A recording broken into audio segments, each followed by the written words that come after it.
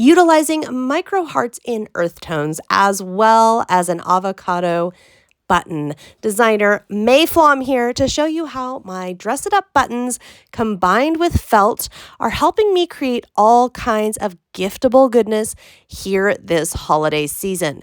Right off the bat, what you see here is a piece of paper. I've been drawing a shape here and then sizing it down. I want to make a dangle. So something to go off of either a keychain or dangle off of a purse, something to that nature. And I've drawn my shape here on paper, and I'm going to now trace this onto an iron-on material. Now, I'm not drawing it on the iron-on material. I'm drawing it onto the removable paper. And the reason I'm tracing this onto here is so that when I go to cut out my felt, I'm going to know exactly where this is. Now, I'm using a permanent pen, but I really want to be careful not to get any of that on my actual materials. So I'll show you in a moment what I'm going to do about that just to be sure. But this one I'm tracing a little larger than because this is going to be the dark outline around our avocado center. And I am going to be heat transferring these onto wool felt. And I'm pulling out my colors. I'm getting it all set in the corner. The great thing about this, and I'm going to place just a piece of paper. So if any of that ink is going to transfer, it's going to get onto my paper, not onto my iron, not onto my felt. Nothing to worry about. Once this is heat set and we remove it and it's ready to go, we check it out. We can cut it out, both the little piece of felt first, and then I go ahead and cut it all the way out. And of course, we'll also do our darker, larger felt as well. With this cutout, I'm just going to take the light color of felt and I'm going to be arranging these mini heart buttons. I love these little hearts in every possible color. I cannot get enough of them. I'm arranging them in kind of the shape of an avocado pit because I thought this is going to be a gift for someone who loves avocados, and I thought that would just be so cute to make the little avocado pit hearts. And so I'm just arranging them around how I envision them, getting an idea of it. Then I'm going to go in and get some green embroidery thread, and I'm just going to stitch each one into place. Now, we're not worrying about the back because this is going to be a layered design. This is going to be layered. All of these stitches are going to be sealed inside once we're all done. So this is really going to makes it even easier. So you can stitch and go to town without worrying. And you're just going to stitch all of these on however you like them. Now, as I stitched these on, I realized that I wanted a few tiny details. So I did pull out a few Jesse James seed beads and add those in as well. And it's the same process. You're just stitching in and out. And because I'm using embroidery thread, I'm actually using 3 strands of embroidery thread. So it's nice and thick and secure, and it's really going to hold up. Now, there are a lot of options when we get to how we're going to bind this all together, and we'll get to those in a minute. For right now, though, we need to decide, do we want anything else? We could leave the avocado as is, or if you're thinking like add a little face or something, I recommend sketching it out first. Look at different little shapes of lines or eyes or whatever you think you're going to add, and kind of sketch out what that might look like before you actually start committing to thread. Although the thread is forgiving and we can undo the stitches if need be. But basically all I'm doing here is just stitching with that same color of thread, some little kind of semicircle eyelids, I guess, with little eyelashes just to make it extra cute. Now I am ironing this together. So you'll notice I'm going around the edges and I'm going kind of fast because I don't want it to get so hot that the green underneath gets melted. I just want it enough so it tacks down that light green. If it's not perfect, it's fine, and you'll see why in a moment. And then for stability, I'm going to go ahead and just very loosely do a little bit of stitching around the light green in a very similar color, just so that that's doubly tacked down.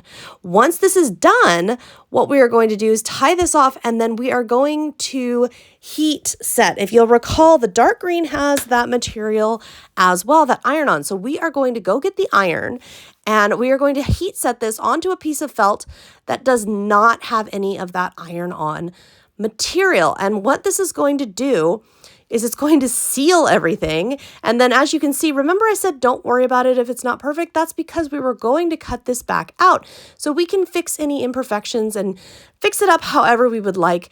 But now what happens is the back of that felt is perfect. None of those stitches are showing through. And the iron-on just gives you a little bit of extra security. So if you didn't want to stitch as much or at all, you actually don't have to. You could just rely on the iron-on material. What I'm doing here is just going around and you can see I'm just looping over the edge. This stitch, it's just going to keep everybody extra secure. So if the iron-on fails or if it gets bumped into a whole lot, we don't have to worry because this stitching around the edges is keeping those two dark green layers together.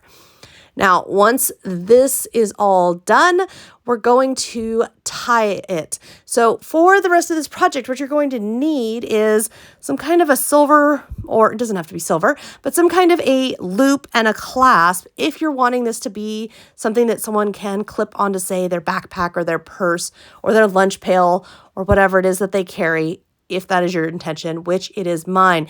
This is on kind of a keychain style loop with a lobster clasp. Now, I mentioned this to you because if you want it to also have keys, I would recommend wire working and jump rings and that kind of stuff versus what I am going to do, which is take art fibers, as you can see from my stash there.